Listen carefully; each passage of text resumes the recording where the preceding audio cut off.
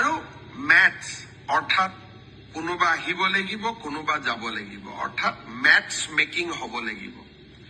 আমি প্ৰায় 8,000 প্ৰাৰ্থীক মেথছ মেকিং কৰিব পাৰিলো, অৰ্থাৎ অহা মানুহো আছে, সেই স্থানলৈ যোৱা মানুহো আছে। যোৱাকালি মই এই গোটেই বিষয়টো নিজে পৰীক্ষা কৰিছিলো।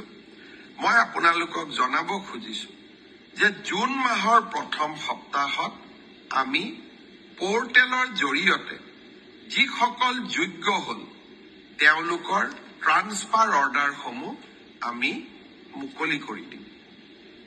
অৰ্থাৎ আপোনালোকৰ অপেক্ষাৰ অন্ত পৰিব আৰু আগষ্ট বা ছেপ্টেম্বৰ মাহত এনেকৈ আৰু এবাৰ ট্ৰান্সফাৰৰ সুবিধা দি আমি পৰ্টেল মুকলি কৰিম। অৰ্থাৎ চৰকাৰী কৰ্মচাৰীসকলৰ লগত আমি থিয় হৈ থাকিম।